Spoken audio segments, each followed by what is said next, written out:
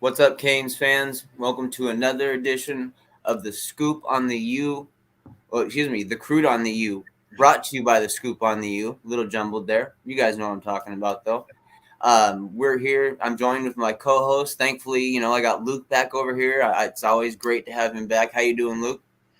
Doing well. A bit tired given that it's signing day and it has been a tiring time for anybody who either covers or follows recruiting, but I'm doing well. I'm doing well. Yeah, it is. It's been nothing crazy happened, of course, today, but you Yeah. still, no matter what, if you follow it, you still get tired because you've been on it all day. You know what I'm saying? Like it's what you expected, but then you've got there's some guys still out there who we have a shot at that we'll talk about later on. That are going to be signing later. But what we want to do, guys, here is we want to just kind of run through here just who signed today actually, and give a little bit of details on our you know, on how we feel about these guys, honestly. We're going to start on the offensive side of the ball, and of course, we're starting at quarterback. That would be Emory Williams. Yes. Luke, what is it about Emory that you like? Yeah, so Emory Williams, he comes in as a three-star quarterback by most outlets. I think all outlets have him as a three-star quarterback. If I'm wrong, my bad. But I like him a lot. He's someone that a lot of people think should be rated a little higher than what he actually is. Just from watching this film, first thing that stands out: accuracy, ball placement. He throws a really nice ball, especially down the middle of the field, that I think, excuse me, that I think translates really well into the college level. His footwork, I think, is pretty solid right now, especially for someone entering his freshman season. He has a strong arm. He does a lot of things really well. Good physicality, 6'5", which you want in your prototypical pocket passer quarterback, because he's not really going to test you much, outside the pocket. He's not completely immobile. He actually works with I think he worked with a speed coach this past year. At Milton. And so that's something that he's been trying to work on his speed, work on his, agility and such. But he's not a, I'm just thinking of mobile quarterbacks. He's not like a Lamar Jackson, Justin Fields type guy.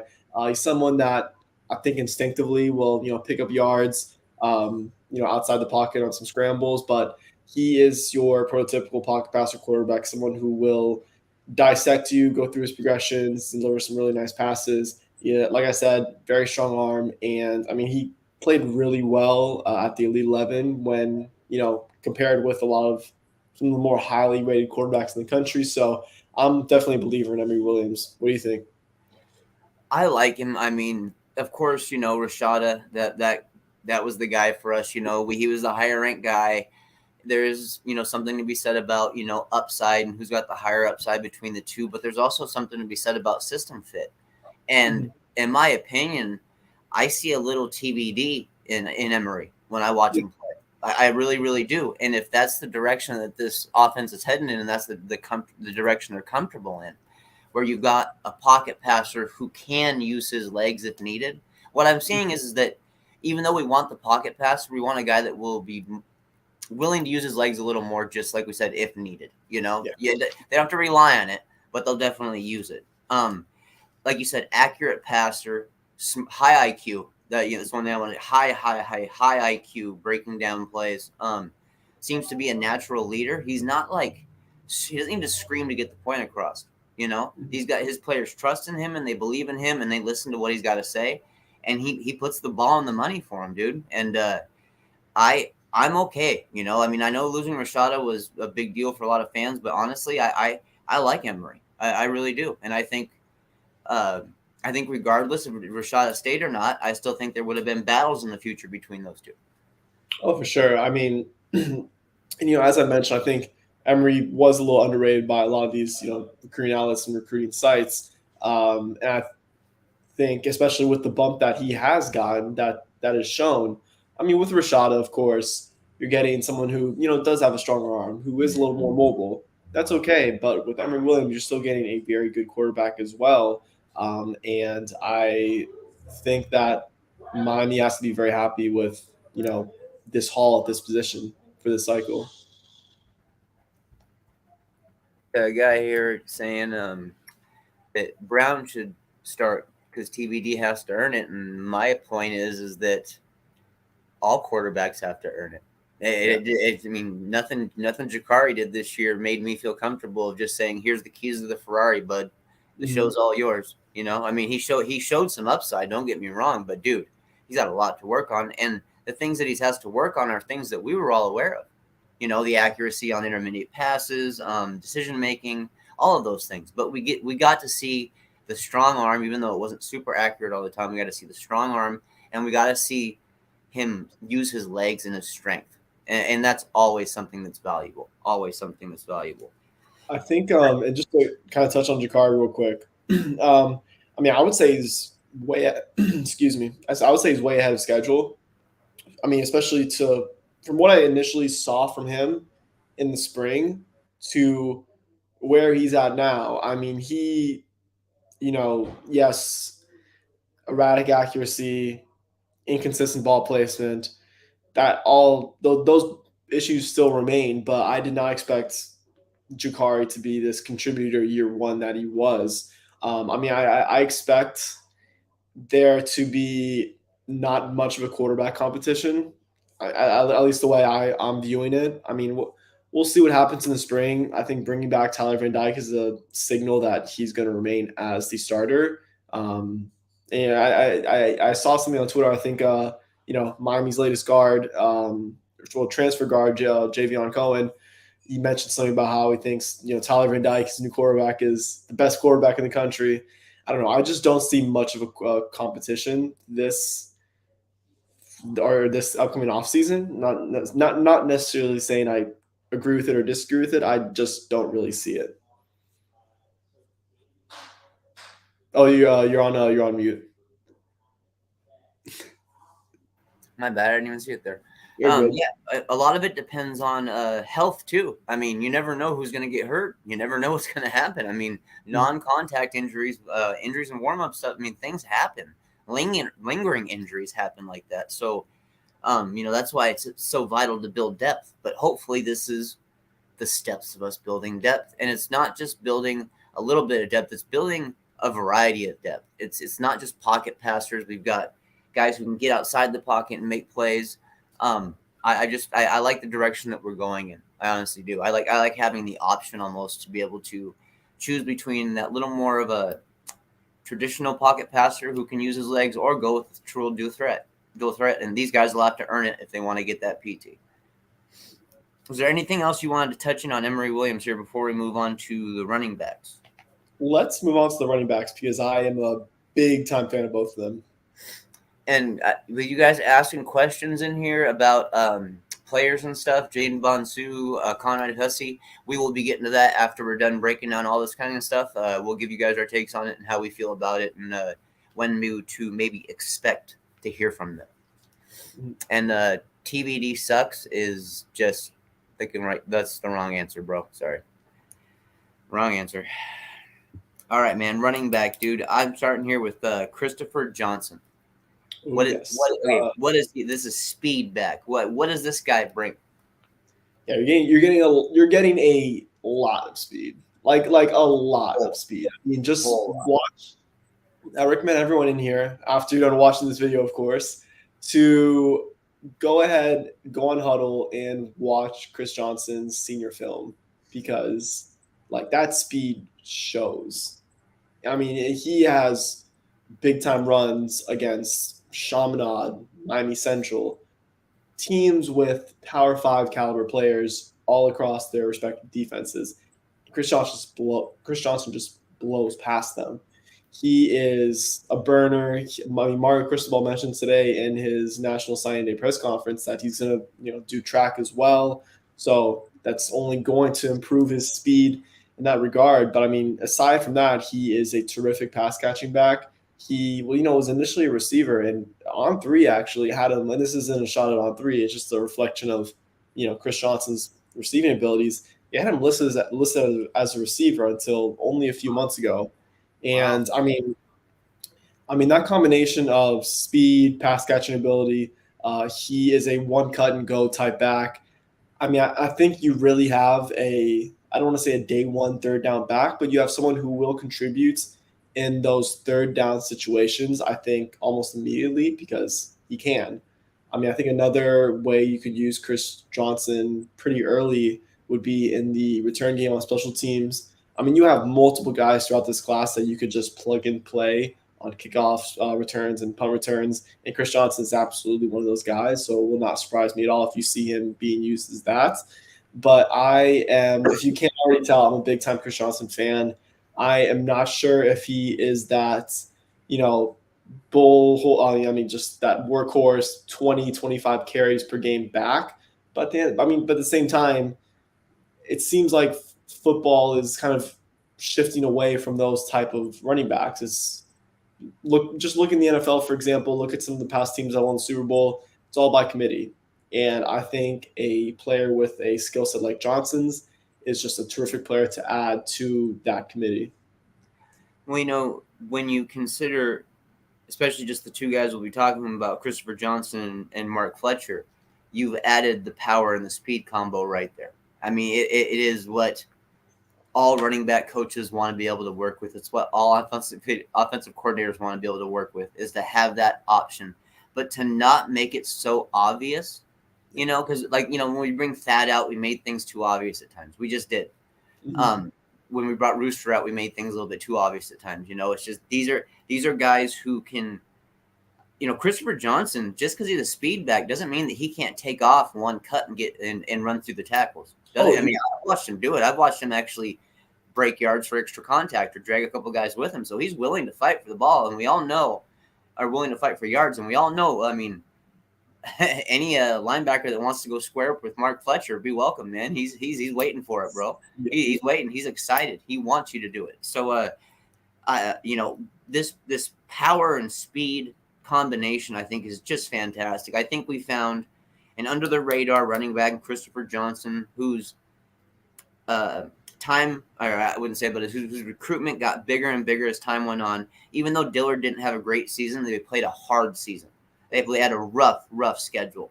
Mm-hmm. And even at that, even thinking that, they're taking losses, Christopher Johnson was still producing.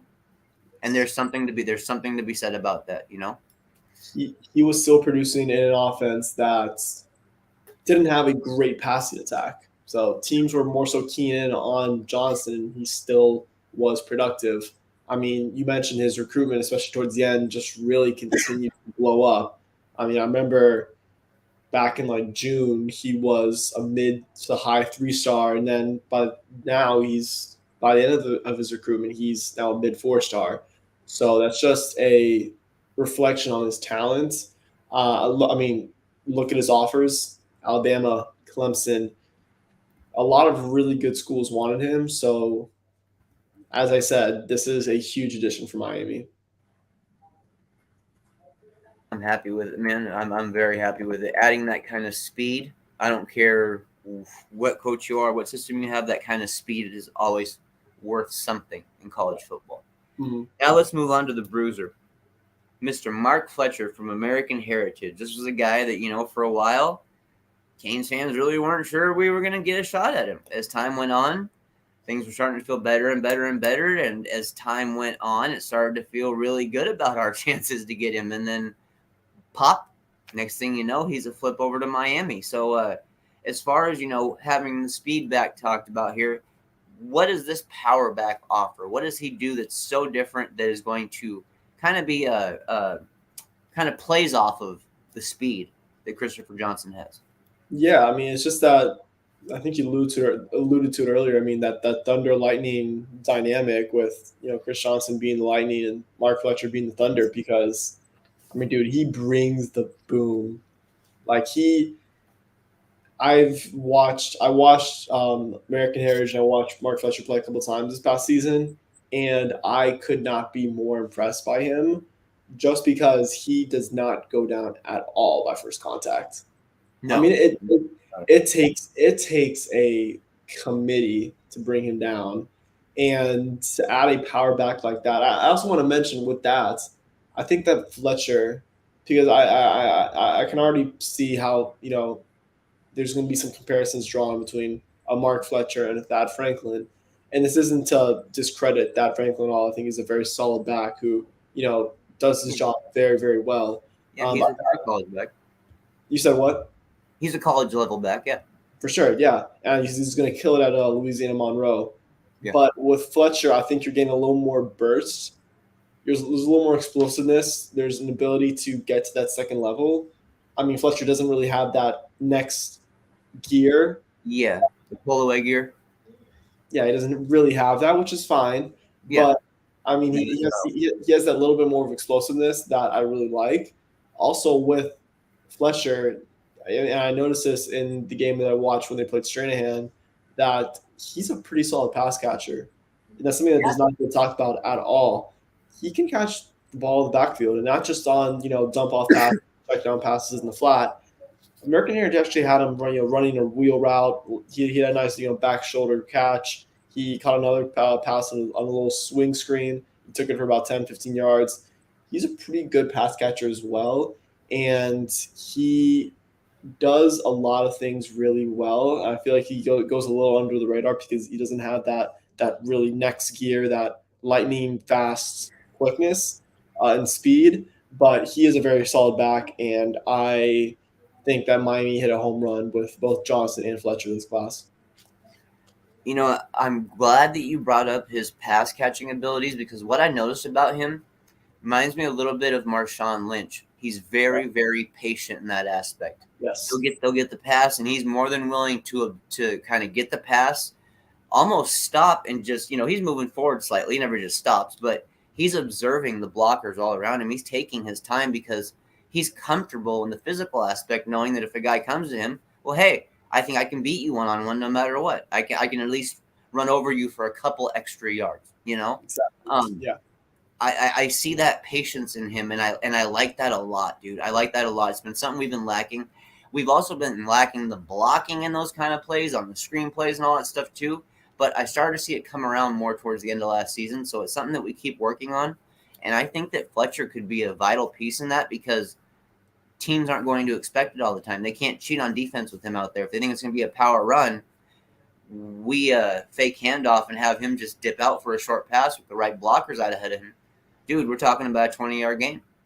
Exactly. I mean, it's up to, assuming Josh Gass returns as Miami's offensive coordinator next year, it's up to him to scheme them up properly to give them the ball in creative ways.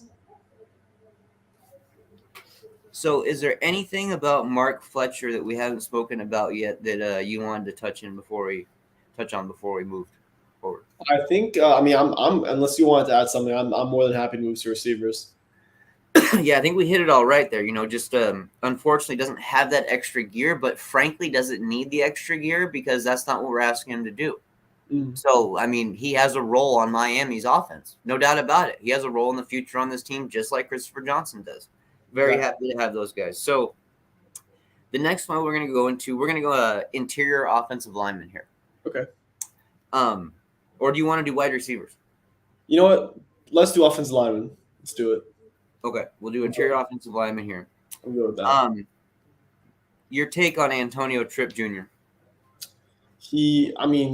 Cristobal mentioned today in the press conference that he is the I don't want to misquote him here, but he said something along the lines of that Tripp was the flagship recruiter of this class, and he really, really was. You have to give a lot of credit to Tripp for stepping up and doing that. I mean, Tripp came in first commit of this class. I think he committed in early March, if I'm not mistaken. Early. He wasn't the most highly ranked recruit. That's not to discredit him. It's just matter of fact. He was 3-star, wasn't the most highly ranked recruit, wasn't a local kid, so he didn't have those connections with some of those local guys like Mark Fletcher and Chris Johnson and Antoine Jackson. But he still took on that role as the class ambassador. And, I mean, every year there's always that one player who steps up into that role, it seems, especially in the modern day of Twitter and everything. I mean, 2021 was Khalil Brantley. Drawing a blank on who it was in 2022, but there's always that class ambassador every year, and this year was Antonio Tripp. And I mean, just the player itself, you're getting a very strong, very physical guy, someone who transferred to IMG Academy before his senior year and was a day one starter, which is not easy to do because I Yep. mean, right, it's IMG Academy. You have Power Five and D1 talent across the entire team, and for Tripp to get there and start day one is tremendous. I expect him to contend for playing time, and I'm really curious to see how he develops. He seems like a great guy. And just a guy that I think you really want in the locker room, and someone that you really want to instill this culture that Mario Cristobal is really trying to create in Miami. I like what you said there about the image that Mario Cristobal is trying to create at Miami. I think that he did like the flagship ambassador role, like you mentioned. He was fantastic at that. He is the attitude and the drive and the hunger that Mario Cristobal wants on that offensive line, especially in the interior, where guys got to get hungry. I mean, Yeah. guys got to really get hungry down there, dude. It gets dirty in the interior. It gets dirty. Okay, move on to another one here.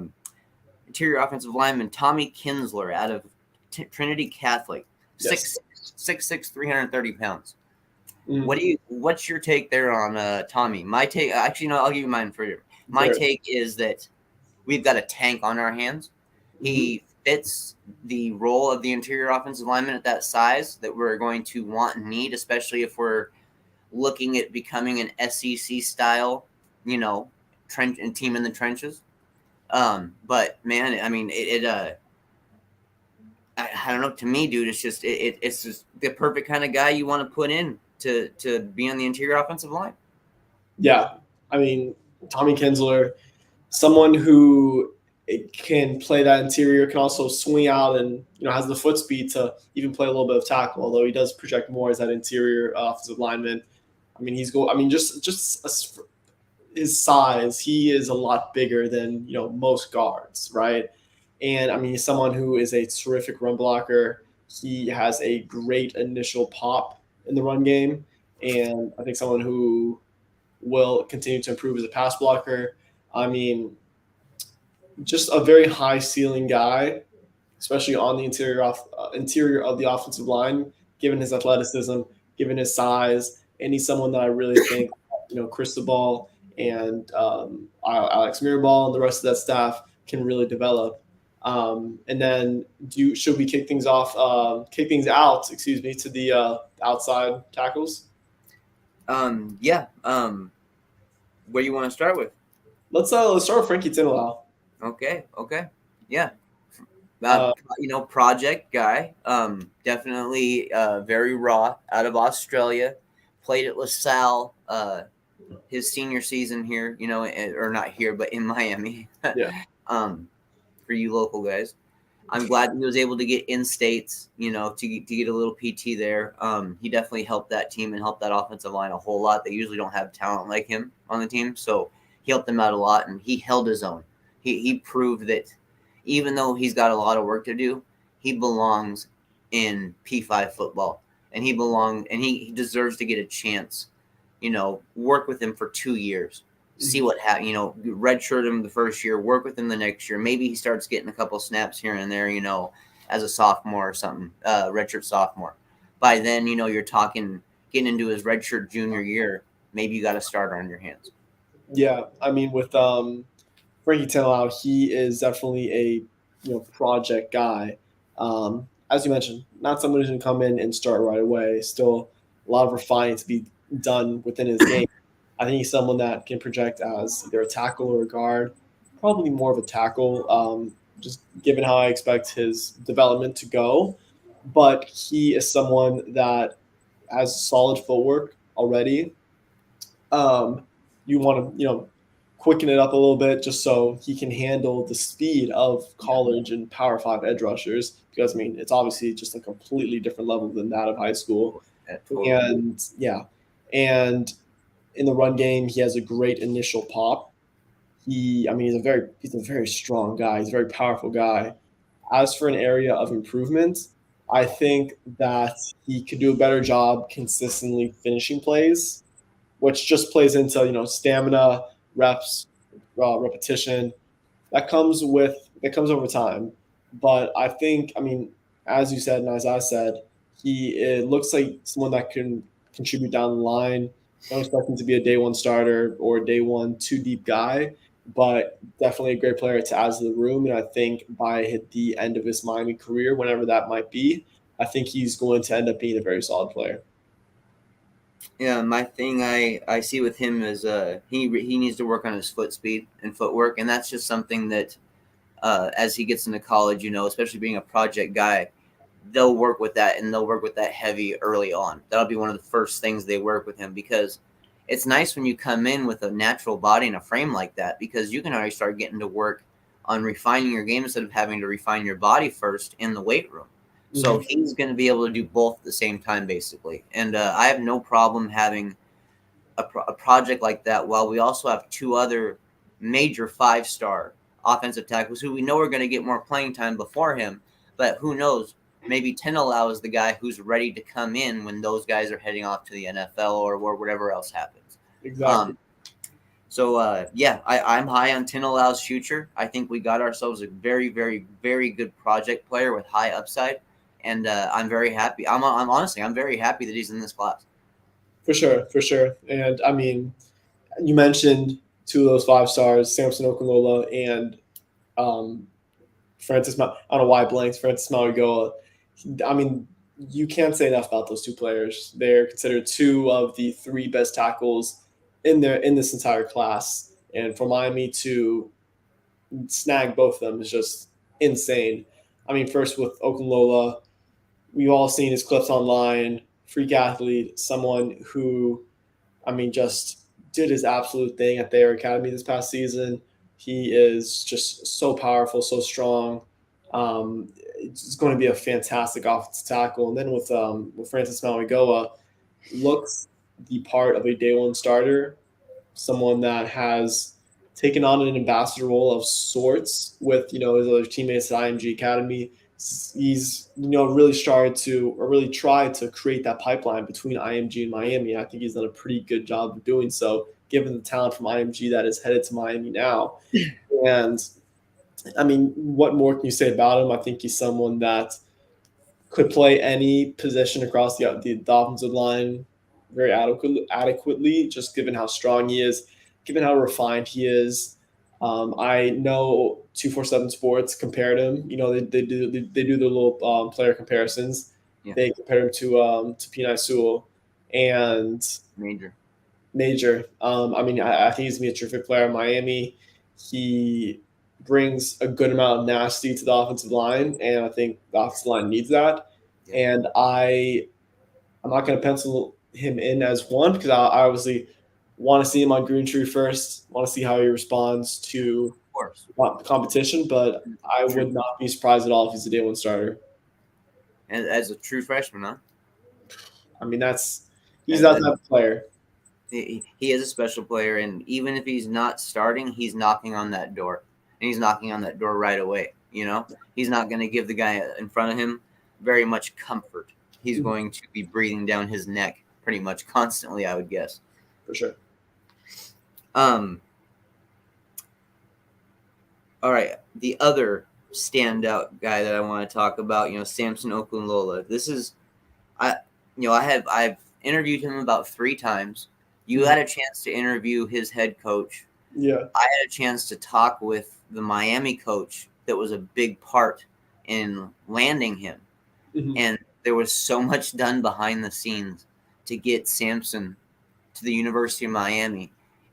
But it seemed like, after all that hard work, and we're glad we all put in that hard work and everything, and the whole staff it seems like that's where his heart was all along. Yeah. Honestly, that's the way it feels to me after talking with him briefly and just seeing the way he's acted about all this stuff. It feels like that's where his heart was at. It is at the University of Miami, and he made that mention of how great is it that your head coach is an offensive line coach, an accomplished offensive line coach. Yeah. So I mean that to him was huge. So I mean, outside of the athleticism and all that stuff that everyone's aware of for his side, I mean, incredible athlete, yes, incredible reach, incredible arm span. Doesn't lose power when he fully extends his arms either, which is some guys often do when they're younger. Um, One thing that I'll add to that is he understands leverage. And Yes. that's something that a lot of guys don't quite pick up on. It's not always natural for certain guys. Lola has, especially between last season or this last season and the season before, he really started to learn how to use leverage, and especially with his hips. This little hip check and just bust the guys over. He is pancake honcho, and he's realized that he can use that move to get guys to the ground and just squash them. Exactly. How so? You say that Malagoa is so talented that he could possibly flirt with starting year one. Does Lola have that kind of upside? Oh, for sure. I think he can. I just think with Maui Go, I think he's physically a little more there Yeah. than Okunlola is right now. And that's Yeah. not to say that Okunlola can't be a day one starter, because he can. He I just think strengthens up the core a little bit. he does. He strengthen up the core a little bit. He just needs to work on his, not even work on it. Just needs to, get adjusted to a strength and conditioning program at the college level. And I mean, I think with Okunlola, at the very least, I see him as like a two deep guy. Off rip would not surprise me at all. I just No. think just comparing both of their physical capabilities entering, Miami, I think Malagoa, like I said, is a little more just there where you want it to be. So that's why I would not pencil him in. That's why I would give him more of a possibility to be a day one starter. Makes sense to me. I mean, you can have all the skill and athleticism, but you have to have that body in the NCAA. You got to have that strength, and if you don't have, we've seen it before. We've seen guys get bullied and just pushed around just because it's too early to put them in. Mm. So, let's see here. Let's want to move to wide receiver or tight end. Let's do wide receiver. Let's head back there. Let's say with wide receiver. All right, Nathaniel Joseph. Home run threat. I mean, both Nathaniel Joseph and Robbie Washington are both home run threats, but Nathaniel Joseph, he just has that baller attitude. There's no other way to explain it. It's the way he carries himself, the way he presents himself, the way he talks about Miami. He gives off those vibes that a lot of people say that Duke Johnson had coming out of New Orleans in 2012. Just that homegrown, diehard Hurricane. Yeah.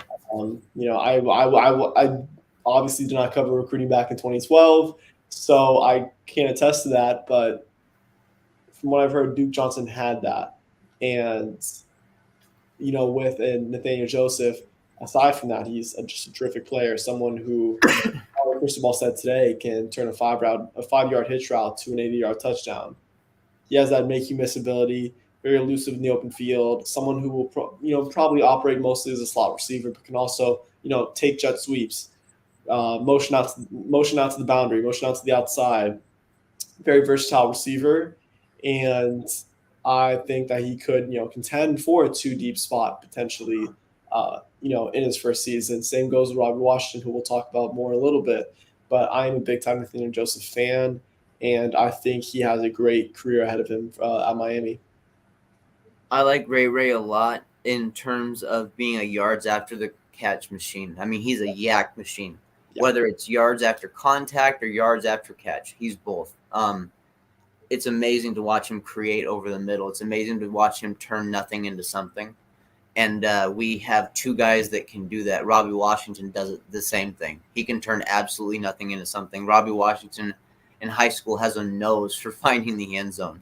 I mean, and he'll take some outright crazy methods to get there, but he finds a way to the end zone. And just to add that kind of speed, think about it. I mean, we add this kind of speed, and then we've already got a guy like a Rashard Smith, who is in the system and a little more familiar with it and can help teach him some of the stuff. I mean, that gives us three guys, in my opinion. I think that Ray could be used on jet sweeps and stuff like that as well. So that gives us 3 guys that we could possibly use in those kind of roles with speed that could throw defenses off.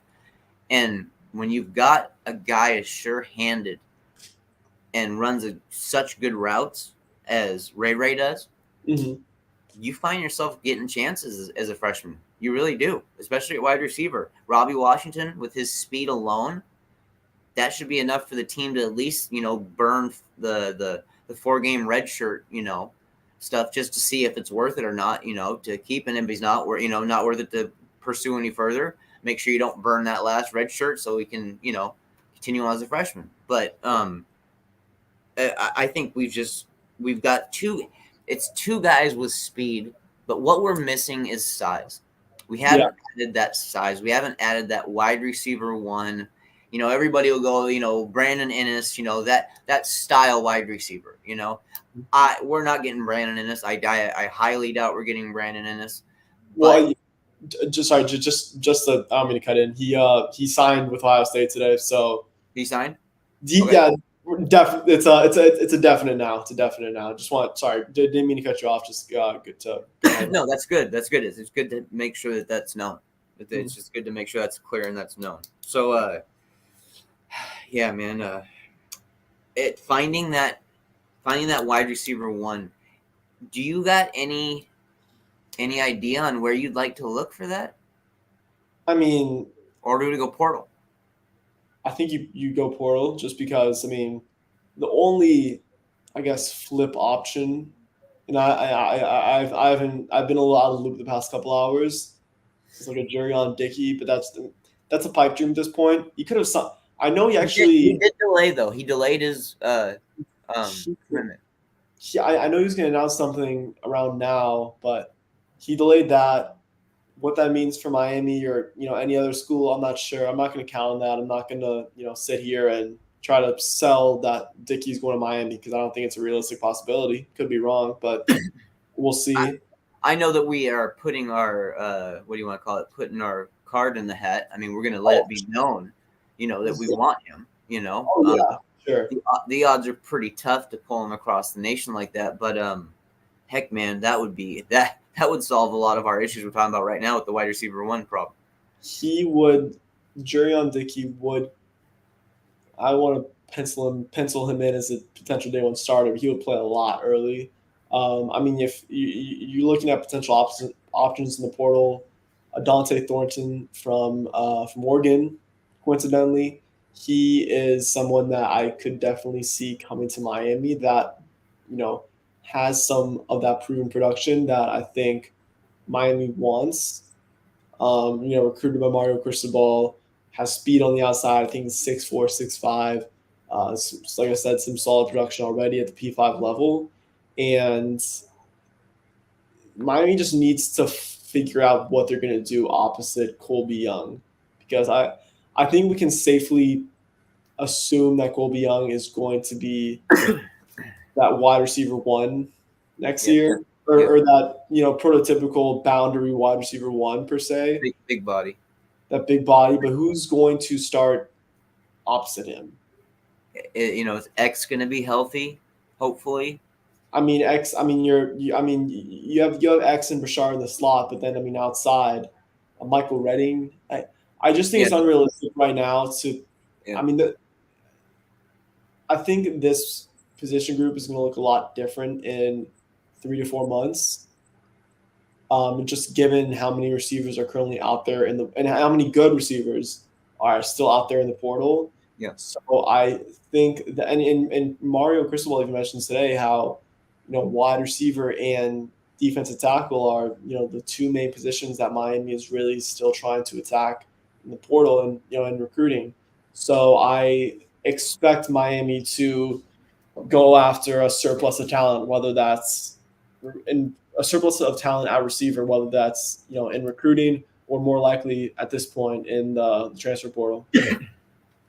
Once these guys, this is just a hypothetical thing here, but once these guys get their legs underneath them in the NCAA game and get accustomed to it and the speed and the strength of it, just imagine when there's opportunities to have plays on where we have Rashard, Robbie Washington, and Nathaniel Joseph lined up on the field at the same time. I mean, just think about where do you stop that? So obviously, it's a speed set. You know, we're talking Colby Young, of course, would be the big wide receiver on on the outside for us there, but you have that speed gathered around him. Hey man, good luck. You know, pick your poison. Mm. Yeah, I mean, and just to touch briefly on Robbie Washington, he does a lot of what Nathaniel Joseph does well, Mm-hmm. and that they both are, 5'9", 5'10". I think Nathaniel Joseph might be a little shorter, but Yards after the catch, guys. Yeah. yards after the catch guys, home run threats, turns a quick drag route into a 5-yard plus touchdown. With Robbie Washington, he's a very passionate player, and that's something that from He watching has so much speed, dude. so So much, much speed. so much. He is faster than Nathaniel. I'll give him that. I think so. I think Robbie Washington is more so has an advantage over Ray going extra gear vertically downfield, whereas I think Ray a little more elusive in some sense. But at the same time, they both. I mean, Robbie's still very elusive. Ray is still very fast. With Robbie, I mean, as I was mentioning, he's a very passionate player. It's something that really struck out from when I watched him play this past fall. He, this is everything for him. I mean, and I mean, like it really just shows in the way that he plays. He is a very capable run blocker, and that's something that, I mean, just the high school level is very encouraging to watch because he has, I think, a leeway of sorts at the high school level to take plays off, not really give it his all in the run game. But that's not what I saw when I watched him play, and I think that's, like I said, assuming Josh Gaddis is retained, that I think he'll like about Robbie Washington is how capable and how welcoming he is to getting active as a run blocker.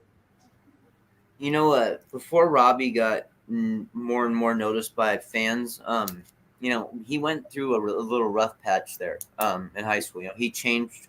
He went over and was going to play in Georgia for Eagles Crest, a newer high school with a brand new coach. He was going to do that, and then he made the move immediately right over to Tennessee to go play for Oakland High School, Ben, which is one of the powerhouses there, Mm-hmm. and then decides to make the move back to Miami, to join up with his brother. And their dream, of course, is to fulfill their dad's, shoes, pretty much. Their dad was a 5-star running back coming out of high school, and who was supposed to be a star at Miami, and his sons are getting that chance. So I'm happy they're getting that chance. Honestly, I really am. Robbie is going to be a guy who gives us 100% every time he touches the ball, and you mentioned it earlier. He's the type of guy that we could be looking at early on getting special teams roles as a returner. Yes, absolutely. I mean, both him and Ray are both potential, special team contributors in the future, or in the near future rather, when they step on Green Tree at Miami. And then, just to shift a little bit now over to tight ends, unless you want to add anything. I did, yeah. Okay. I wanted to add something. Go. Do you think the staff looks at Jaleel Skinner more as a jumbo wide receiver than a tight end?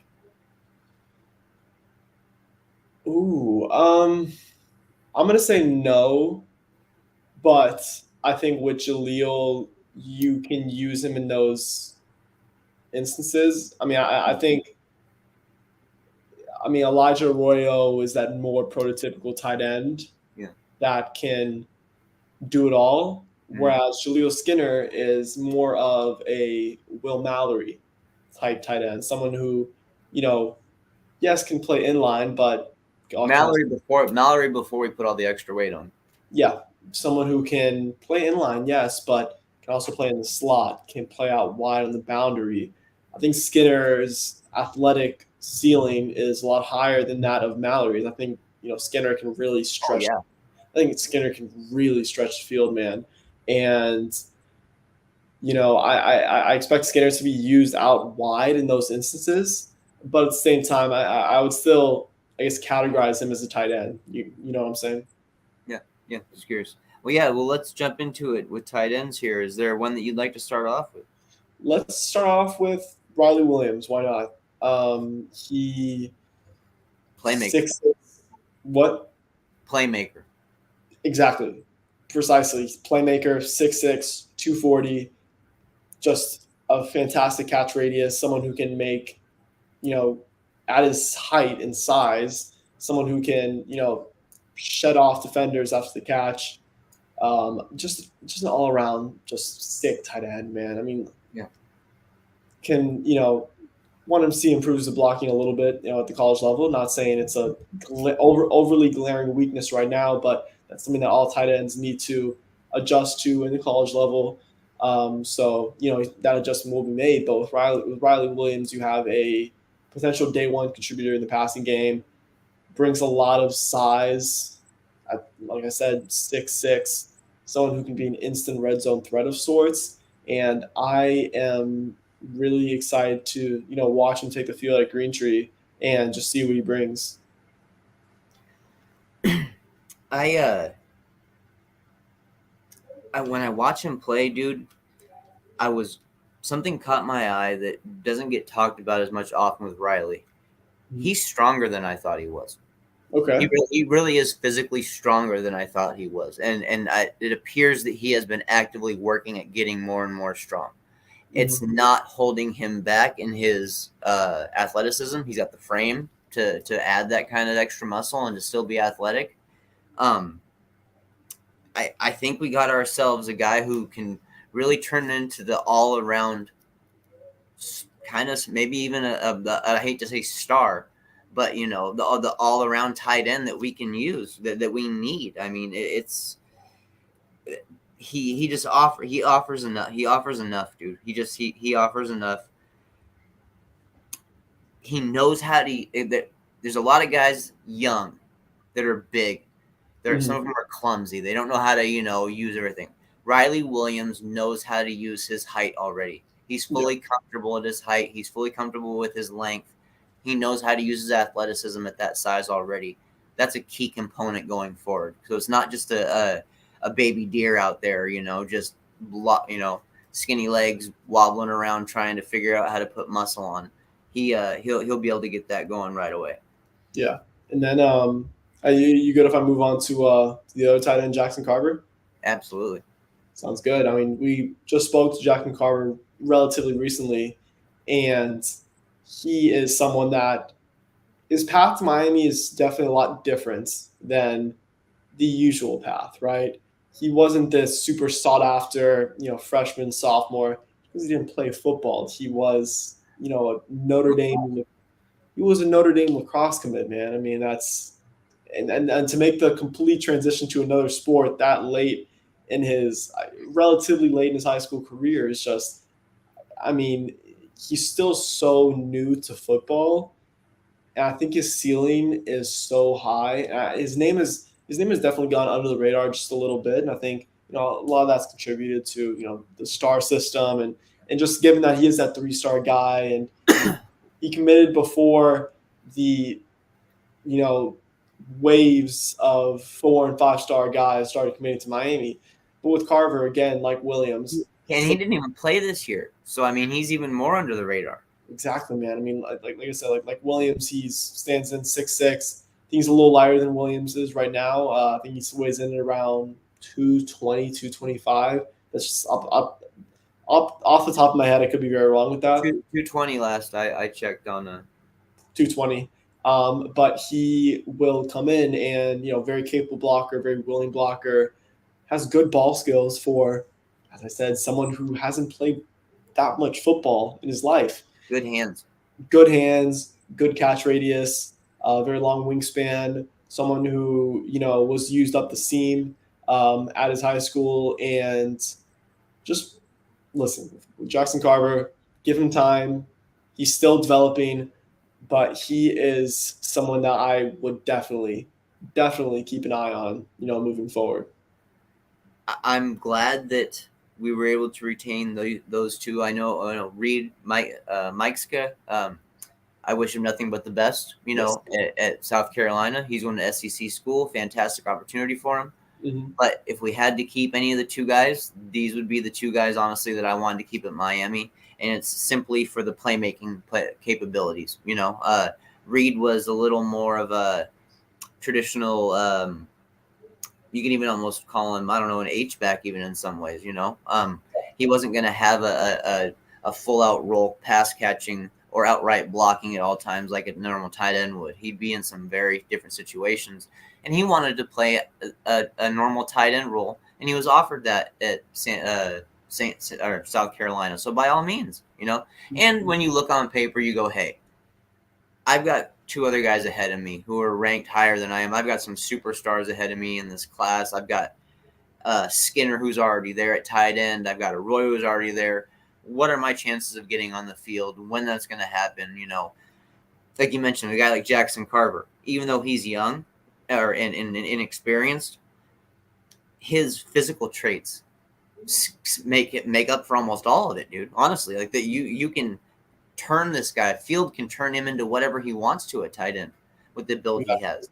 That wasn't going to happen with Mike Scott, unfortunately. Just the way his build was, it wasn't going to be a guy who we could just form like a Gumby and do whatever we wanted to with him and stuff. I like I said, I wish him nothing but the best, man. But Riley Williams, dude, like I said, a guy who knows how to use his leverage, knows how to use his height, knows how to use his length. Playmaker is the term that I peg on him absolutely. And I think we got ourselves a special player. I'm glad he went down to IMG so he can get a little more battle tested. Exactly. And that doesn't bother me one bit when guys do that, And he's from the Northwest. I rep him hard. He's from my region. He's from Portland area. So, yeah, love to have him on there. And I'm glad that Cristobal and our staff's ties are still that strong in the Northwest and that we're still nationally recruiting, basically. Yeah. I mean, and just to kind of touch on that real quick, it's like, and this is me off the top of my head, I think 8 players were from South Florida this recruiting cycle. And I mean, given that 25 players are signed up to this point, I believe that's a lower number. It seems unusual, right? And with the South Florida talent, I think an issue with previous staffs is that it would just be the wrong talent at the wrong positions, right? And I mean, South Florida produces so many great players, but at the same time, I think to really predominantly just recruit the South Florida area, you will have a lot of whiffs. So to see the staff and to see Mario Chris this well at a national level, while still being able to retain some of that elite South Florida talent, some of that cream of the crop from down here, from Dade County, from Broward County, is really encouraging moving forward, just from a more broad scale recruiting standpoint. Well, I mean, yeah, if you just think about it, Jackson Carver out of Minnesota, Riley Williams, officially, originally out of Portland, Oregon. I know the draw to come to IMG, was already the fact that he was going to be committing to Miami and being down in the area and getting used to the area, and I totally understand that. But they're from that area up there, dude. So I mean, it's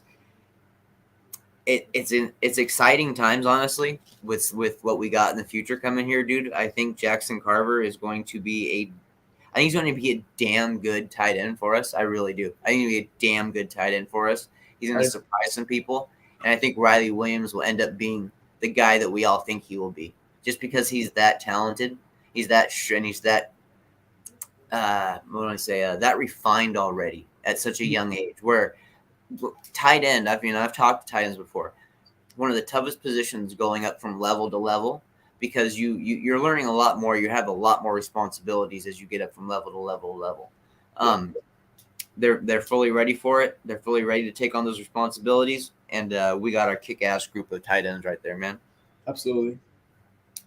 Does that cover the offensive side of the ball? It does, yes. All right, we're heading over to defense. My friend, where would you like to start? Do we want to start just on the defensive line? Let's do that. Let's go D-line first. Interior defensive line? Let's start at North Carolina flip.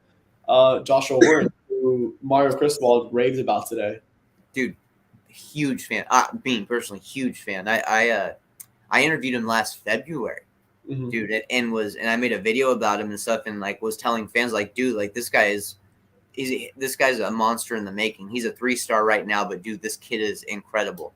When North Carolina got him, I was like, damn, man. Like I didn't want to see him lining up against us, honestly. I really didn't want to see him playing against us on game day. To me, that was a big flip, honestly. Not just it's not about the stars or anything like that. It's about the player. It's about the hunger and passion that he brings, and it's about putting that image on our defensive line where we're building that image. Roughnecks, guys who want to come in there and not play dirty but get dirty. And I'm super excited we added him. What's your take on him there? What do you see? Do you see? I see kind of a quick first step for a guy his size, honestly. I do, yeah. I mean, he's not this and granted, very physically gifted, has that ability, has those natural physical gifts. Excuse me, but I mean, he's not that Darrell Jackson, 6'6", run mauler type, plug up a gap type defensive lineman. He is that quick first step guy, someone that I think can really develop and find a niche as a pass rusher. It's not I would say his immediate strength right now, but just given that immediate first step, given that quick first step that he has, he can definitely refine that and really potentially excel at that in the future. Will immediately come in, be a very good run stopper, just given his quickness and his ability to shed blocks. And I think that, North Carolina really liked him, and to be able to flip him from an in-conference rival and an in-conference team that has been better than Miami, especially over the past few seasons, and has, pulled in some pretty solid recruiting classes in their own respect. I think that was just a very major and majorly important thing for Miami to do. Absolutely. I think, as far as just the natural defensive lineman, status goes, he's the guy right now because, we got a guy like Thomas Gore who we brought in from Georgia State. Well, people, they're a little upset when they saw his measurements, 6 foot, 270 pounds. This is a depth move with experience, guys, and he's got a quick first step, and that's something that seems to be a theme with guys on the interior for us, and especially look at even at recruits like Ahmad Moten. Quick first step off the snap, very quick first snap. We want to get havoc. We want to get guys on the back of their heels in the interior, because if you can win in the interior, it makes getting around the outside, or it makes the edge job so much freaking easier, dude. It makes catastrophe. Quarterbacks start freaking out. They start bailing out the pocket. Wide receivers don't know what to do all the time. It's so big to be able to go up the middle and cause havoc like that. So I hope that we can really get some of that. I don't know how much of a force Thomas Gore can be for us. I think, like I said, he can be depth, but I don't know. Do you see something from him that maybe I'm not seeing? I think I do, actually. I think the drawbacks for Gore are his height and size, right? 6 foot 270. 6 foot 270. He's not a huge guy. He's not, but no, he makes up for that. Watch his film against North Carolina. You're right. He was dominant. He was the best player on the field for Georgia State. And Georgia State almost won that game. He was very productive, graded out very well per Pro Football Focus, the best defender on that team. I mean, just looking at box score statistics alone, came in or had 5 sacks last year, 30-something tackles, I believe. Just a very productive player, and I'm not sure if he's that starter type guy, right? But at the very least, I think he will contribute he will contribute within Miami's rotation, just given how productive he was at Georgia State. And I think he's a very, very valuable player to add to the room, for sure. The one thing I'll say about, people saying that guys are too small and stuff, and I'm not going to sit here and say that this guy is going to become the next version or the next one of these players, but, Aaron Donald was told he was too small to make a force in the interior. Poona Ford was told he was too small to make a force in the interior. Poona Ford even went undrafted. And now look at him. He's a legit starter for the Seahawks. So, I mean, if you've got the right mix You know, you can do it right being undersized. You gotta have some special traits though. You gotta be able to do some things that other guys can't do. You gotta be able to use your size to your advantage, even though it's smaller. Mhm. And then, so I don't mean to go back on the offense side of the ball real quick, but Okay. just because we mentioned Thomas Gore, I want to briefly talk about Javion Cohen because Yes. Yes. Oh, yes. Absolutely. he, I mean, I think he's Miami's best offensive lineman off rip. And granted, I want to see how he looks in green tree. I Yeah. want to see that first. But he was really, really, really good at Alabama. He was He was. genuine. I mean, Genuine. yes, he like didn't allow a sack at Alabama, and he played 17 games, 15 starts there. He was very solid. And I mean, he isn't your average transfer from Alabama. Like, this is a day one contributor. I expect him to start day one. I mean, Usually, guys like him stay at Alabama or go, get themselves ready for the draft type of thing. exactly. Which I mean, this is something that we don't see very often.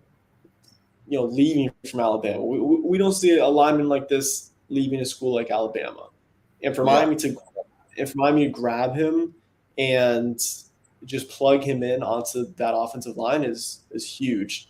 I mean, I can't say enough about how important the addition of Cohen was, and I am very excited to see how he really fits in with the rest of the offensive line. Man, yeah, it's, it's going to be. I think we got a nice little recipe here with all of that. I really do. I think we've got a nice little mix of some special stuff. I think at multiple positions. Where do you want to hit on here going forward now? Do you want to go to the edge? Yeah. Let's go to the edge since we started off on the interior. I want to start personally. I want to start with Hurricane Bane. Why not? I mean, what does this guy do? What doesn't he do? 58.5 sacks in the last 2 seasons. Almost 60 sacks in 2 seasons. Nuts.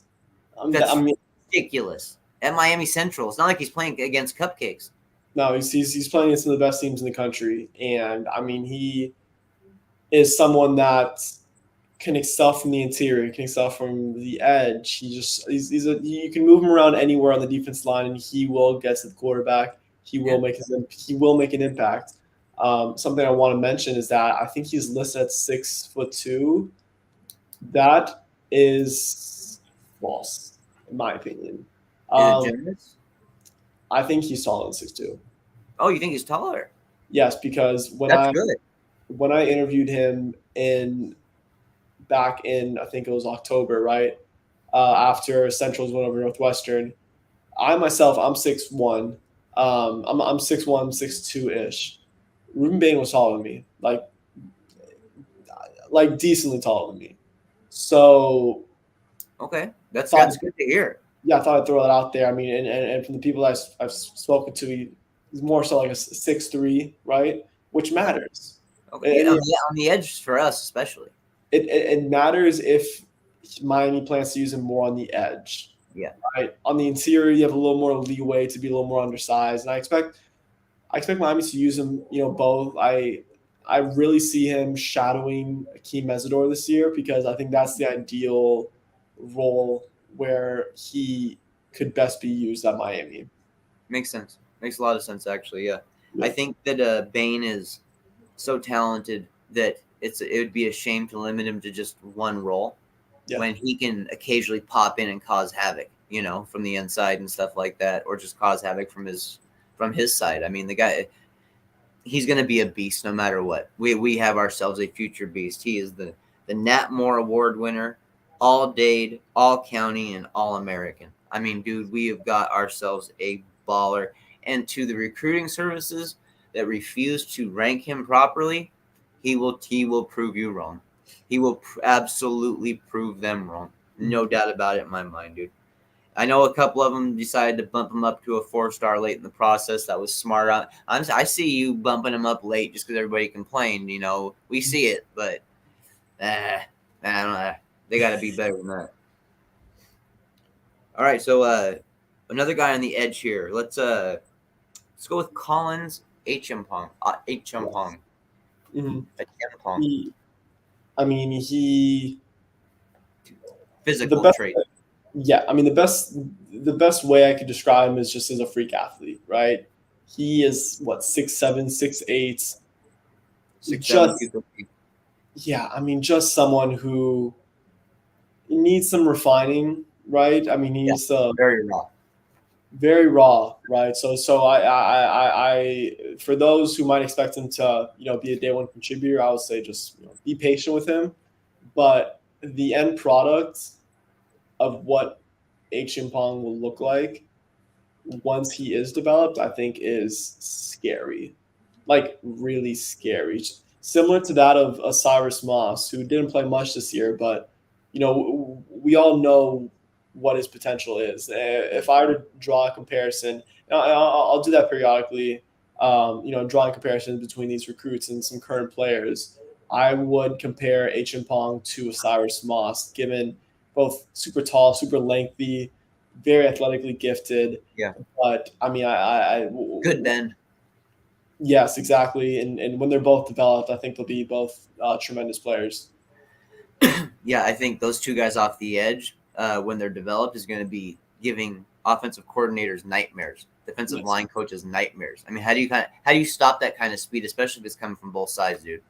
Mhm. That's tough to do, man. That's really tough to do. Now he's the one thing that Collins has to do is he has a lot of work he's got to do for his body. So Yeah. expect to be a little time here, before you see him. But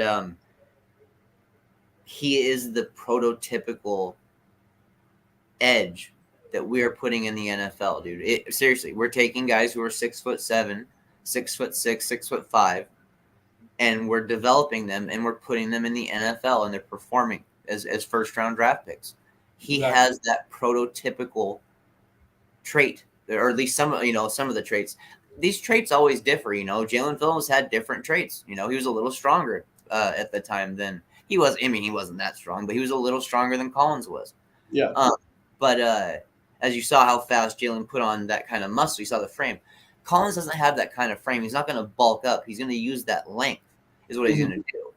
And Yeah. you're going to see more refined muscle, more lean muscle with him. Exactly. Yeah. And just keep that athleticism, keep that hunger. He is happy as hell to be a Miami Hurricane, too. I'll say that. He is absolutely excited as hell to play for the Miami Hurricanes. Yeah. I mean, Miami stayed persistent with him even when he was committed to Michigan, Yep. and that persistence really paid off because they are getting as you mentioned, a hell of a player. And then just kind of, and unless you want to add on anything about Collins, I was going to move on to no. So No. I mean, yeah, the one other edge rusher that we still need to go over is Jaden Wayne, who I think is more polished than H. Pong. Yes, absolutely. Someone who, granted, there's a lot of talent off the edge for Miami, so I'm not sure how much he will play, but he definitely has that day one plug and play, not starter potential, but someone who could you could add to that room and he can contribute. I mean, just ridiculous athlete, great bend. I mean, just his explosiveness off the line is truly incredible. Very instinctual, very smart, can check blockers very well. Is I think a little underrated in the run game, right? I mean, as I mentioned, Good containment. Yeah. very good containment, very high football IQ. I mentioned his instincts. I'm just a very big Jaden Wing fan, and I think that he is going to be a very, very solid Power Five starter.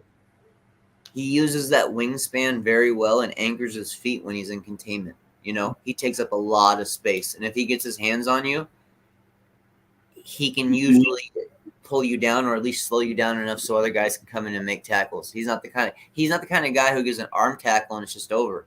He latches on with his arms. He's strong enough to keep going with it, or strong enough to turn a guy around even. So dude, this is a guy, from the Northwest. Played at Lincoln High School in Tacoma. I've been watching him for a couple of years. Been talking to him for a couple of years now.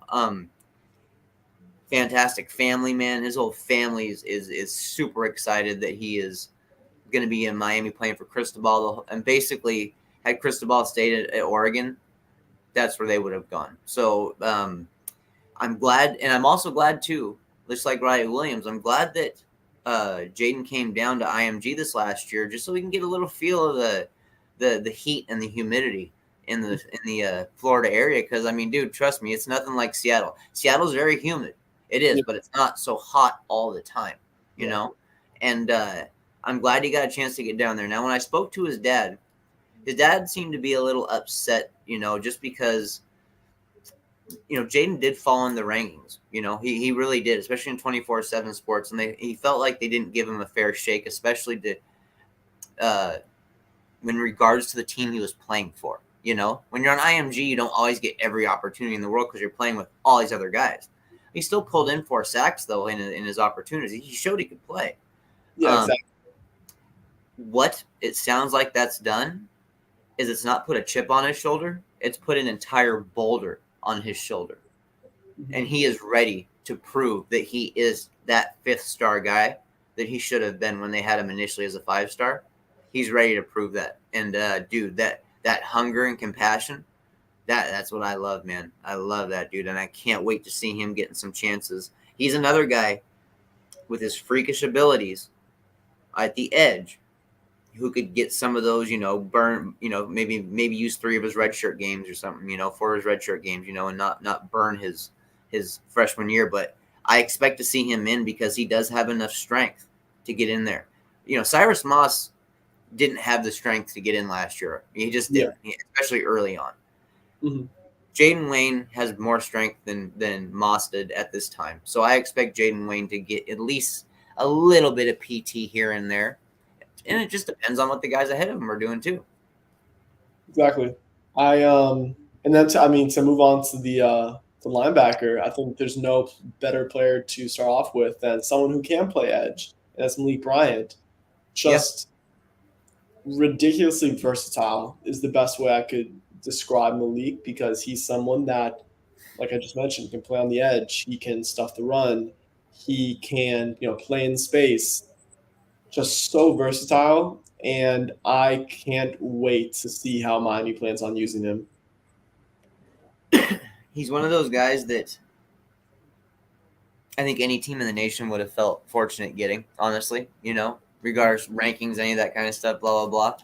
This is the type of player that we need to add to our LB core and that edge mix, an outside linebacker kind of feel to him almost, we need that at Miami, and we need guys who can play that role heavy. And I believe that that's going to be one of those guys who can play that role for us. We hit linebacker pretty hard. We knew it was a problem. So I'm really glad that we made some of those moves there. Another one coming in, we spoke about his brother, Bobby Washington, out of Miami Palmetto. I mean, dude, unbelievable speed for a linebacker. We're talking 4.4 speed, like legit 4.4 speed for a linebacker already, dude. Maybe even faster. Bobby Washington his ceiling is so high. Through the roof.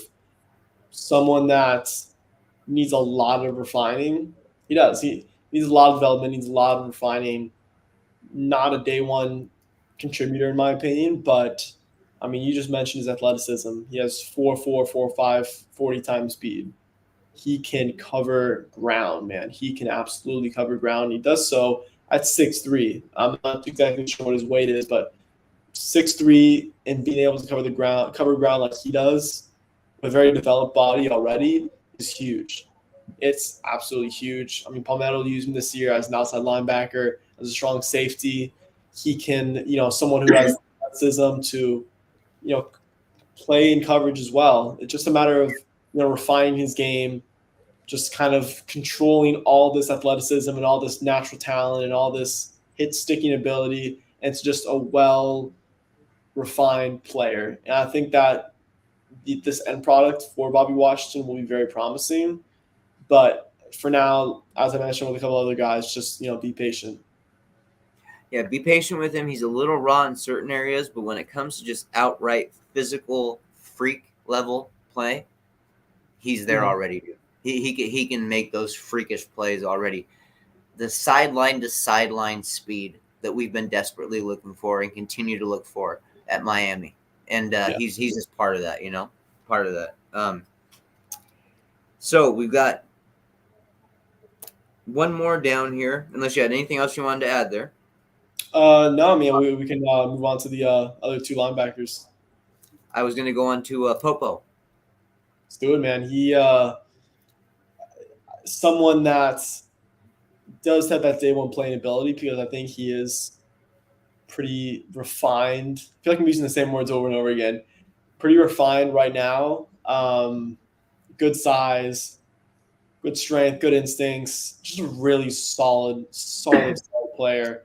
You're more prototypical middle linebacker type guy. Has Miami roots, and Yeah, I mean, he was such an important player to grab, I'm not sure if I would say his name fell under the radar at all, but I mean, there was just so much elite talent, committing to Miami during those summer months that it almost felt like Popo's commitment, you know, didn't just get didn't get the type praise that it should have. yeah. Which I mean, He's a big time linebacker. he's such a big time linebacker. He's He is he's gonna do great things in Miami, I believe. tenacious and plays with passion and skill. Yeah. Plain and simple is what I see. This is not just tenacious and flying all around the field hoping to make a play. He's doing it while being skillful and smart. He Mhm. has a little bit of a controlled aggression. Yeah, he can turn that switch on and off, and he knows when to use it and how to use it properly, and that's important linebacker because you don't want to get overboard with it. A, Um, a, a term, and I mean, before we move on to our last linebacker, a term I like to use for that I use often, when talking about basketball and point guards is controlled chaos, yep. and that is something that he brings, which is huge.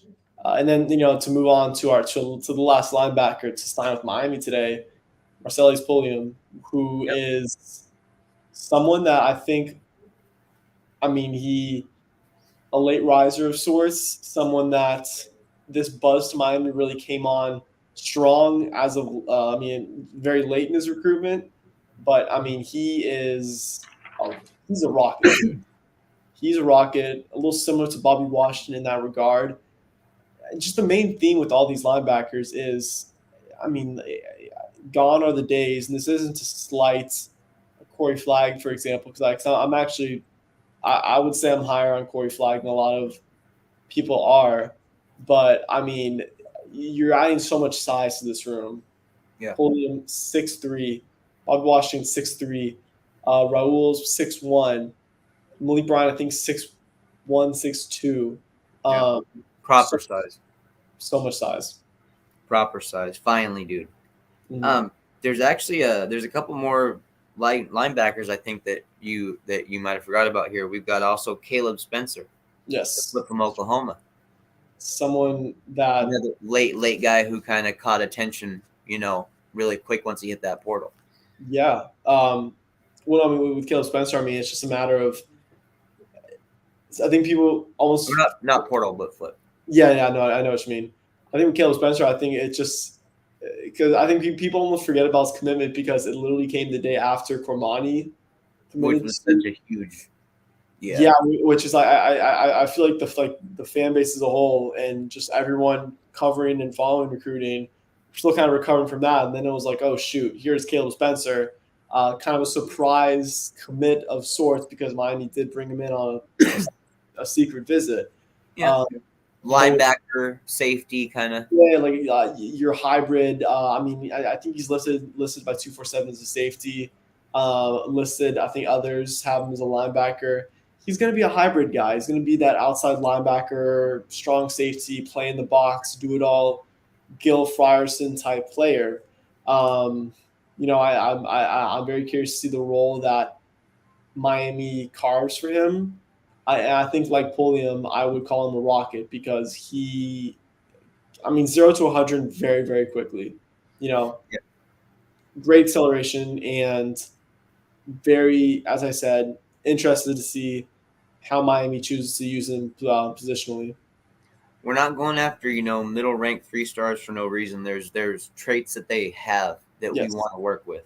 And exactly. I'll say, just the rankings alone, which I know they mean something when they don't mean everything, that's for sure. But what I will say is Pulliam had offers or suitors from Clemson, Louisville, Georgia Tech, Mississippi State, and Auburn as of recently. So he had got those schools trying to come after him this late, especially Louisville making such a big name for themselves in recruiting lately. That just shows right there that, especially Clemson too, just Yeah. shows that, there is something to offer there for us, no doubt. There is one more linebacker that we need to talk about. Who was that? Francisco Malagoa. Dude, I completely forgot about it. Go ahead. You started off. Man, I mean, played for Washington State. Another very athletic, speedy, smart. That's one thing I will say about him. Very, very, very smart linebacker. Makes precision cuts, makes precision angles. Doesn't take, like we talked about bad angles how far too often. Doesn't take bad angles. Wraps up when he tackles. Plays with tenacity. Plays with heart. That controlled aggression, like you talk about, and he uses that with his speed. Basically, he has controlled aggression with his speed, and it's this is not just a pickup to make Malagoa the 5-star OT happy. This is a pick to help add talent to our linebacker core. This isn't just a random pickup just because he's a brother. This is a guy who can actually play, and he's proven that he can play in the Pac-12. He'll be able to get snaps for us. I have no doubt about it. Oh, for sure. I mean, with Francisco Mauigoa, and Cristobal mentioned I'm in this rolling chair, and I realized I was rolling out of the frame.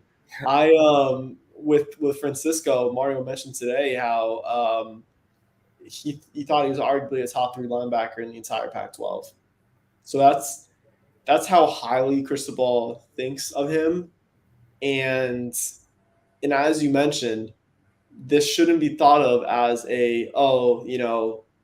Miami's bringing in Francis Mauigoa, so they have to bring in Francisco Mauigoa, just kind of, package deal. Why not? No, he's a legit player, very instinctual player, very smart player, very seasoned player, as also was mentioned today in the press conference. And I mean, I think it's the perfect transition to cornerback. Unless you have anything you want to add. No. I think we've moved around on a cornerback there. Yeah, so I wanted to transition now into Devontae and Damari Brown because those are another 2 guys that aren't a package deal because they are both very good players in their own respect. I mean, talking first about Devontae over at UCF. Yeah, and over at UCF, put together a very nice career there. Ball hawk, fluid hips. Not a perfect corner. I'd say. Someone that needs a little bit of work. Wait, do you think it's in coverage or ball skills? I would say more so in coverage. And there's not to criticize him heavily. I think he's going to start next year. For Miami. Yeah, I expect him to start next year. I think his ball skills are there. Him and Damari Brown are similar players in a lot of aspects. They both are dogs. That's the non, I guess, super analysis way of putting it. They both are very willing tacklers. They both are very physical, which I like. I love physical corners. I was a big time, and best of luck to him throughout the rest of his college career. I was a big fan of Isaiah Dunson while he was at Miami, given that he was a very physical corner. Me too. It's his size. It's his size. Devontae Brown, very physical corner as well. Like I said, needs to improve, coverage wise just a little bit, but the coaches at Miami can work on him with that. And I mean, Damar Brown's the same way, super physical. I, as I said earlier with Mark Fletcher, I watch Heritage twice this year, so I watched Damar Brown twice, and this dude, like his brother, great great in press. Needs to clean up a little bit more in off coverage. Mhm. Both players do, but super physical in press. It's going to get handsy at the line of scrimmage, but as long as it's within 5 yards, that's very allowed. And just a very willing, more than a willing tackler, a very very able tackler as well. And I mean, when I saw how Damar Brown fared against Jeremiah Smith in the Heritage Chaminade game, that's when it clicked. Where I was like, okay, this is a must get for Yep. Miami. Yep. And I mean, to the Hurricanes' credit, they got him. Yeah, dude, that matchup was big. That was his shot to show that he could hang with the next. He not in his class, but the next superstar coming up. And man, I was so happy to be able to get both these guys. Now, aren't these guys also legacy picks? They are. They absolutely are. Their father played at Miami. I'm blanking on. Selman, I believe so. A little, definitely before my time. I will say Selman that. Brown, right? Yeah, I believe so. Yes, Okay. correct. Mm-hmm. Always great to have family. I like legacy picks. I like keeping it within the family. I don't. It doesn't bother me one bit. I would go as far as repeating some of the stuff you had to say about those brothers. The physical nature they both play with is something I love. I've said it before. Paul knows it. Anyone who's watched this before knows it. I absolutely love physical cornerbacks. I want you to put hands on wide receivers. I want you to piss them off. I want you to get in their heads. I want you to bait quarterbacks into making bad throws. I want all of it. I want it all, bro. Seriously. And Yeah. hopefully we've got some of those kind of guys. Now, we've got the two brothers that we've spoken about here. And we got an interesting pickup here, a very, very interesting pickup. And it's a guy who some fans were getting a little worried that we might not get. And he bumped up a class. And this is cornerback Antoine Jackson from Dillard. Yes. What do you think about him bumping up a class and getting into Miami this early? I mean, I think it's a win for Miami. Jackson, Hell of a player. hell of a player. Does a lot. I mean, yes, he bumped up a class. I think a lot of that was because he already does a lot of things at a college level. Great ball skills, very athletic, makes great use of his length. Someone that can play safety, but I think Miami projects more as a corner. Really want to see positionally how Miami chooses to use him, but I am a big time Antoine Jackson fan. I mean, if you have any questions about his ball skills, try to find the film of because I'm not sure if it's a huddle or not. I've just seen most of it on Twitter of Jackson playing receiver at Dillard and some of the catches that he's made. Because dude, that guy has fantastic ball skills.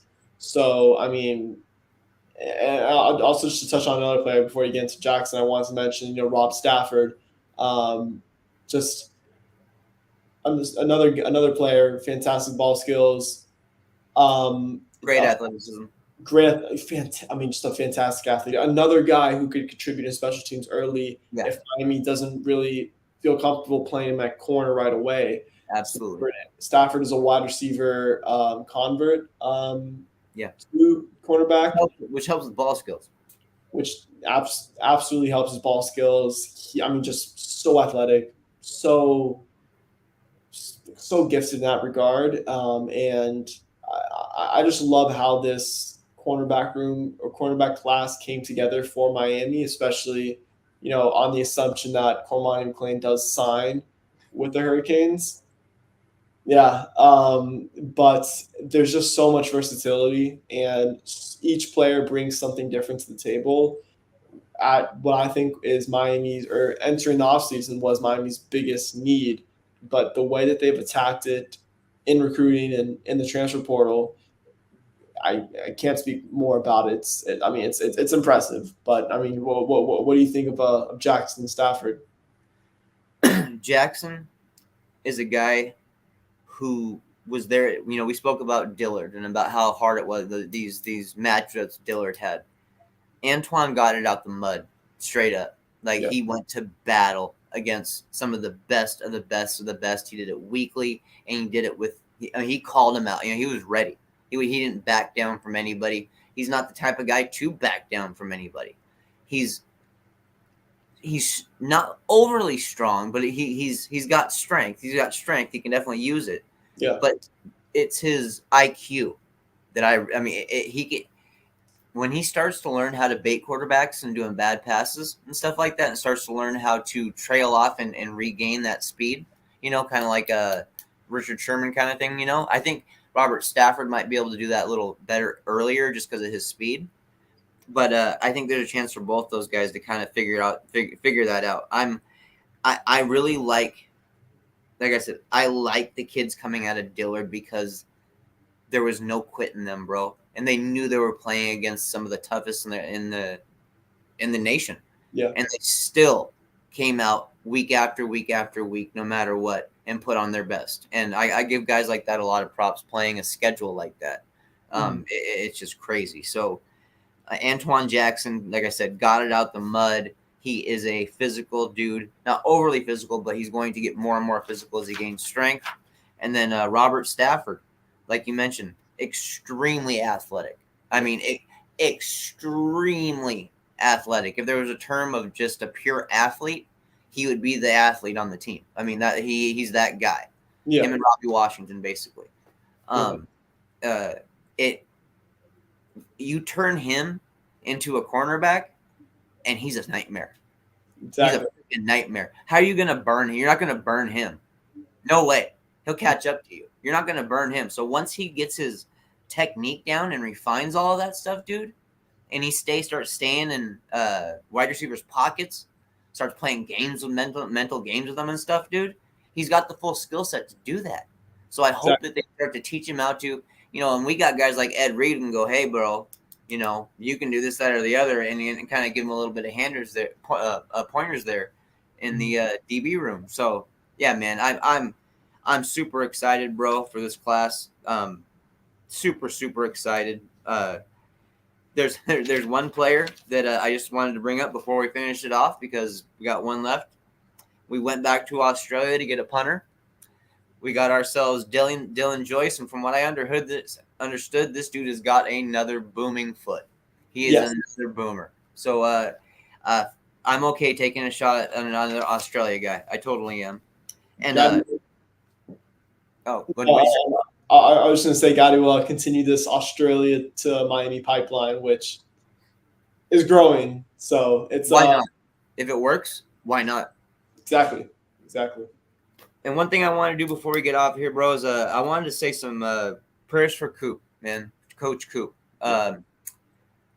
Hearing about the loss that he experienced, I don't know Coach that well, but I know that he's a content creator, on here, and he's been doing it for a long time, and he's been part of the Miami community for years and years, and he's very respected. Mm-hmm. And I just wanted to tell him that, from me, from the Scoop, from us in general, we definitely prayers for Coop and understand why he wants to take a break for a little while off YouTube. Absolutely. Yeah, absolutely. One of the most well-respected figures in, just this broad, Canes media and Canes content creation. Super, I'm super sorry for his loss, condolences, and, I'm saying prayers to him and his family. Well, these guys in the chat aren't going to let me get out of here without talking about Conrad Hussey. Hussey, huge fan. I'm afraid he's an FSU lean right now. I hate saying that. I'm afraid he is. But we're not out of it. We're not out of it. We'll see. He was originally scheduled to announce at, I think, 7 p.m. Eastern time at the Champ Sport event that's being run by 305 Sports. Yeah. Push that back. Miami's very much in play. I'll say that Miami is very much in play for Hussey. I think he's a fantastic player. Yes. I think he is a center fielder type safety that Miami needs in this class, and I would just watch out with Hussey because Miami is definitely in play for sure. And just to double check here, Jaden Bonsu, he did sign with Ohio State. I believe so. I after around 4 p.m. So the past like 5-6 hours, I haven't been as vigilant to check signings. Um, I can check that right now, but Because their insiders were worried about him possibly flipping to Miami. yeah, there was some stuff on that. I just see committed right now, so Yeah, I can check his Twitter, check that. But I mean, I don't think he has signed just I, it doesn't look like he signed. okay. Okay, so I mean, just the I I have heard, just listen, monitor the situation. I'll leave it at that. Just keep an eye on it. I like Bonsu a lot. Me too. Me too. A different safety than Hussey, but just Yeah, you know monitor the situation. yeah, yeah. That And very, very fair way to put it. Well, yes, guys, I mean that's the end of it tonight for us. Hell of an early signing day for Miami Hurricanes. This is why we brought in Mario Cristobal on this staff, even after a bad season. We're still pulling in elite talent. We're still pulling in top 5 style classes. I mean, it's incredible what these guys do, man. It's why we paid all these big bucks to get them, dude. So once again, man, thank you to all you guys for showing up here. Thank you guys for supporting us, man. We got 48 of you in here right now. We truly appreciate it. Once again, not going to leave this without saying another prayer for Coop. Coop, we're with you, man. No doubt about it. Take your time. Do whatever you got to do, bro. Do whatever you got to do. But we're praying for you, bro. There's absolutely no doubt about it. You're Canes family. yep, for sure, absolutely. You guys have a great rest of your night, and we'll catch you next Wednesday. And next Wednesday will be a little more normal. We'll be back on with recruit interviews. So be prepared because I got some kick-ass interviews coming. Oh yeah. Later, guys. See you.